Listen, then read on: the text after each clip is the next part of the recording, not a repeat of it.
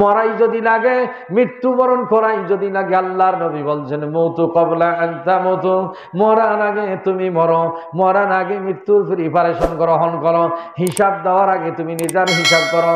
কয় ওয়াক্ত নামাজ তুমি ছেড়ে দিনি, কতদিন থেকে নামাজ ছেড়ে দিনি, তোমার আমলনামা তোমাকেই আল্লাহর দরবারে পাঠ করা লাগবে। আল্লাহ বলছেন ইকরা কিতাবিকা কাফা বিনাফসিকা ওয়া আলাইকা হাসিবা।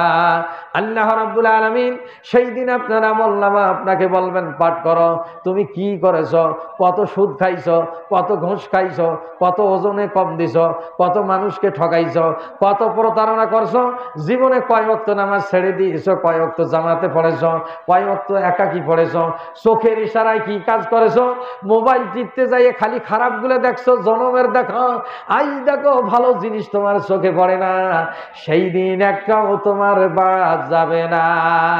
আও সগীরানা ওয়াও কাবীরানা, আল্লাহর নবী বলছেন বড়টাও বাদ যাবে না, ছোটটাও বাদ যাবে না। ফাবাইয়া আমাল মিসকালা যাররাতিন খাইরান ইয়ারা, যদি সামান্য পরিমাণ ভালো করে থাকেন তাহাও আপনি দেখতে পাবেন। ওয়া মাইয়া আমাল মিসকালা যাররাতিন শাররান ইয়ারা, অণু পরিমাণ যেটা খালি চোখে দেখা যায় না, নিউট্রন ইলেকট্রন প্রোটন, যেটা বিজ্ঞান বলছে অণুকে ভাঙালে পরমাণু হয়, পরমাণুকে ভাঙালে যেটা খালি চোখে দেখা যায় না, এইটাও সেই দিন বাদ যাবে না। আল্লাহ রাসূল বলছেন মৃত্যুর পর আউয়ালু মানজিলাতুন বাদাল কবর, মৃত্যুর পরে মানুষের কবর হবে আখিরাতের প্রথম মঞ্জিল। আল কবরু রাউজাতুম মিন রিয়াজিল জান্নাহ, আল কবরু হুফরাতুম মিন হুফারা ইন্নার। আল্লাহর নবী বলছেন কারো কবর হবে জাহান্নামের টুকরা, আর কারো কবর হবে জান্নাতের টুকরা। এইখান থেকে দুনিয়ার এই কবর থেকে কিয়ামতের সে জান্নাতি হবে না জাহান্নামী হবে।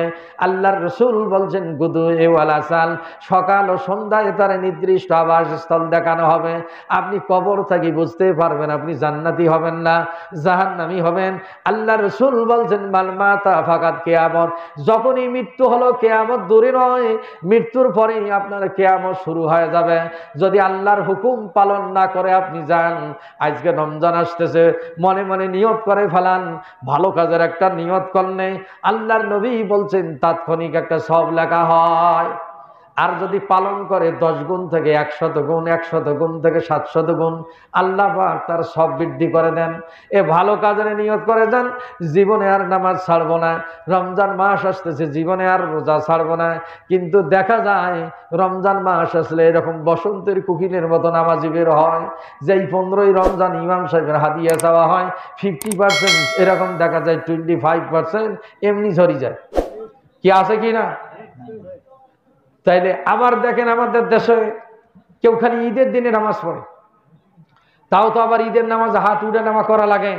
ঈদের নামাজ পড়তে সে জানাজার নামাজ পড়ে, এই নামাজও জানে না, ঈদের নামাজ হাত উঠে নামা করা লাগে না। আপনি তো সারা জীবন লেখাপড়া শিখলেন, কত কি শিখলেন, নামাজও শিখলেন না।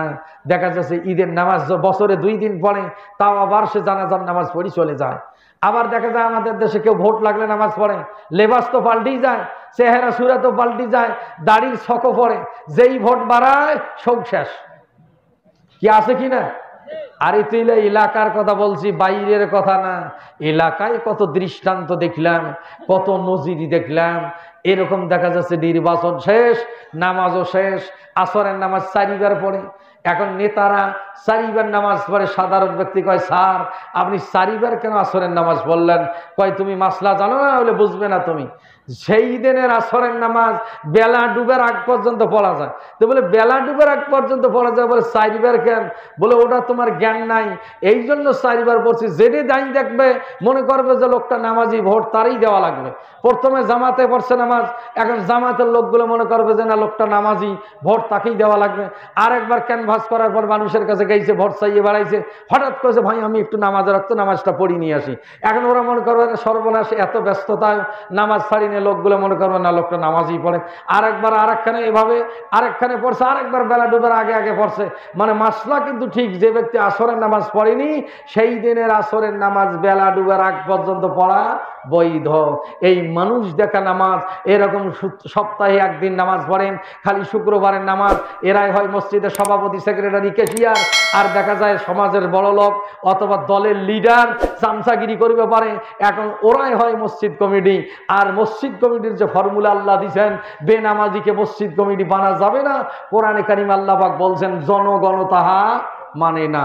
আজকে কোরআনের ফর্মুলা কোথাও নাই, জোরে বলি নাউজুবিল্লাহ। বাংলাদেশে কোরআনের আইন দিয়ে একটা আইন চলে না।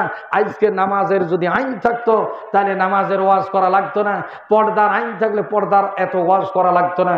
আল্লাহ বলছেন ওয়াল্লাযীনা ইম্মাক্কান্নাহুম ফিল আরদি ওয়া আকামুস সালাতা ওয়া আতাউজ যাকাতা ওয়া আমারু বিল মারুফি ওয়া নাহাউনা আনিল মুনকার।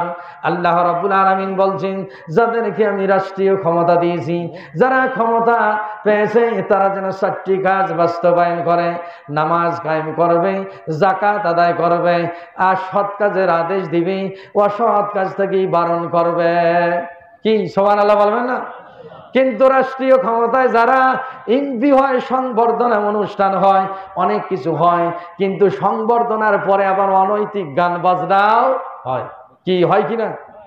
সম্মানিত হাজরিন, রাষ্ট্রীয় ক্ষমতা হাতে পাইনি, আল্লাহ পাকে দায়িত্ব বলছেন 4টা কাজ বাস্তবায়ন করবে। তাহলে রাষ্ট্রীয়ভাবে যদি নামাজ কায়েমের বিধান থাকতো, নামাজ দেখবেন অন্তত ডাঙ্গের ভয়ে বিনা উজুতে নামাজ পড়তো। কি কথা বলছেন?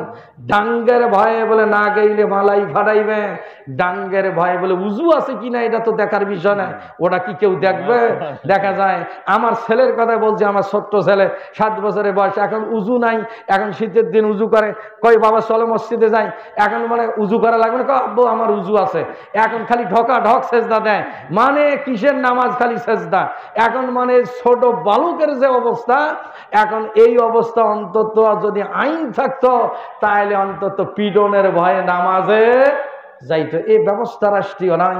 এই রাষ্ট্রীয় ব্যবস্থা যদি নাও থাকে, কিন্তু আপনাকে একদিন মরাই লাগবে, মৃত্যুবরণ করাই লাগবে। আপনি আল্লাহ পাক বলছেন কুল্লুকুম রাইন মাসউলিন আন রাইয়াতিহি। আপনি একজন নিজে দায়িত্বশীল, আপনার অধীনস্থদের দায়িত্বশীল, আবার নিজে নামাজ পড়বেন, পরিবার পরিজন আহলে বাইতকে নামাজের নির্দেশ দিবেন। আল্লাহ রাসূল বলছেন মুরু আওলাদুকুম সাবআ সিনিনা ওয়া ফাররিকু আমাদাজে আশারা সিনিনা ওয়াজরিবুহুন্না।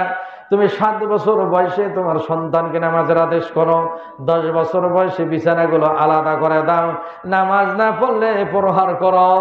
আল্লাহ পাকের নির্দেশ, নিজে নামাজ পড়বেন, আপনার অধীনস্থদেরকেও নামাজের কথা বলবেন। এরকম আপনি রাষ্ট্রীয় ক্ষমতা আপনার হাতে নাই, কিন্তু পারিবারিক ক্ষমতা তো আছে। কি কথা বলেন? আপনার ছেলে নামাজ পড়ে না, কেন পড়ে না? আপনি সুসময়ে, যে সময় বলার প্রয়োজন আপনি সে সময় বলেননি। আবার আমাদের দেশে এমন ইমাম সাহেব আছে, তার স্ত্রী নামাজ পড়ে না। কি কথা বলছেন? আরে না জানিয়ে তো বলছি না, জানিয়ে বলছি। এখন আবার একজন একদিন বলছে ভাই পিটাইতে পিটাইতে বেহুশ লাগে দিছি, এই কয়েকদিন নামাজ ধরে, তারপর আর পড়ে না। মানে কাক পিটাইছে জানেন? এখন স্ত্রী পিটানের ওয়াজ তো শোনেন, আর আগে হাত তুলি তো ওয়াদা করছেন, কিন্তু আল্লাহ কোরআনে কইছে আজরিবুহুন্না, এটা জানেন?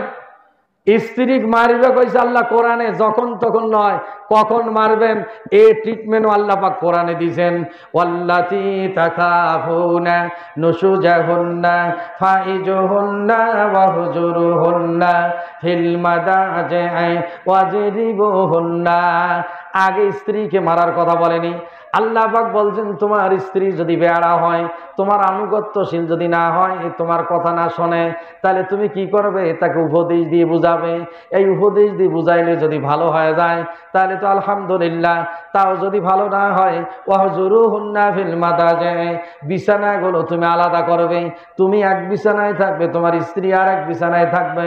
তাও যদি সে ভালো হয়ে যায় তা আলহামদুলিল্লাহ, তারপরে যদি ভালো না হয় ওয়াজরিবুহুন্না, আল্লাহ কয় তুমি প্রহার করো। প্রহার বোঝেন তো? এই প্রহার আবার এমন প্রহার নয়, সমস্ত মুফাসসির কেরাম একমত, চুল ধরে মারা যাবে না, আবার দাঁতে আঘাত করা যাবে না, মুখে আঘাত করা যাবে না, কোমর থেকে উপরে বিশেষ অঙ্গ প্রত্যঙ্গে আঘাত করা যাবে না। এক আঘাতের শরীর দুনিয়া থেকে বিদায় হইতে পারে, কিন্তু মায়ের সীমারেখা বলছেন সমস্ত মুফাসসিরে কেরাম বলছেন, তাফসিরে জালালাইন সহ বলছেন লঘু প্রহার করতে বলছেন। এই লঘু প্রহার আপনি মিসওয়াক পরিমাণ বস্তু দিয়ে মারতে পারেন যেন রক্ত প্রবাহিত না হয়, এই কারণে আপনি মারতে পারেন যদি সে ভালো না হয়ে যায়। আবার হাদিসে আছে চাই কারণ স্ত্রীকে মারা যায় যদি সে নামাজ না পড়ে। কি কথা বলছেন? নামাজ পড়ার কথা কইলে কই এত নামাজ পড়ি কি হইবে, এখন এই মৌলবীর বউ হয় কারো কারো বেতালা হয়ে গেছে, কয় খালি নামাজই কয়, নামাজই কয়, কয় অনৈতিক কিছু আর কয় না, খালি নামাজই কয়। নামাজ না পড়লে আপনি প্রহার করতে পারবেন। তারপরে বলছেন যদি এরকম বিশেষ কাজের জন্য আহ্বান করে, সে যদি তার আহ্বানে সাড়া না দেয় এ কারণে তাকে মারার বৈধ আছে। তারপরে বলছেন স্ত্রীর যদি কারণে পরকীয়ার কারণে আপনার প্রাণ নাশের আশঙ্কা থাকে, ওই স্ত্রীকে প্রহার করা জায়েজ আছে। কি কথা বুঝেছেন আমার? এমনি যেখানে সেখানে মারবেন তা হবে না, যখন তখন আপনি স্ত্রীকে প্রহার করবেন গোলামের মতো, এরকম গরু ছাগলের মতো, এটা মানুষের কাজ হইতে পারে না, একটা মুসলমানের কাজ হইতে পারে না, ভালো মানুষের কাজ হইতে পারে না। প্রহারের আল্লাহ পাক নিয়ম নীতি সীমারেখা দিয়েছেন, এই কারণে স্ত্রীদেরকে প্রহার করা জায়েজ আছে। কিন্তু আপনি দেখা যায় যখন তখন মারেন, এরকম উঠতেও ডাং বসতেও ডাং, এরকম মাঝে মাঝে কয় ডাঙ্গত বোঝা যায় না মুই কি করি, কি জোরে বলি নাউজুবিল্লাহ। এমনও আমাদের দেশে আছে। আবার আমি একদিন মাদ্রাসায় যাইতেছি, ওই লতিফপুরের রাস্তা দিয়ে ওই পাশের রাস্তা দিয়ে এই পাশ দিয়ে না দিয়ে আমার বইনের বাড়িতে রাস্তা দিয়ে আসতেছি, এই নয়া হারাডের ওই পাশে এক লোক স্ত্রীকে এইভাবে চুল ধরেছে, চুল ধরে এমন ভাবে সে থাকবাইতেছে আর কৌছে কৌমুখ বাপ কও, কৌমুখ বাপ কও, তার আগে তো তুমি ছাড়ি দিবে না। জোরে বলি নাউজুবিল্লাহ। তাহলে স্ত্রী যদি আপনাকে কয় আব্বা, তাহলে আপনি কি তার সঙ্গে জেহারের কাফারা হয়ে যাবে। দাম্পত্য জীবন 60টা রোজা রাখা না পর্যন্ত আপনার সঙ্গে মিলিত হওয়া জায়েজ নাই। জোরে বলি নাউজুবিল্লাহ। এমন পশু আমাদের সমাজে আছে।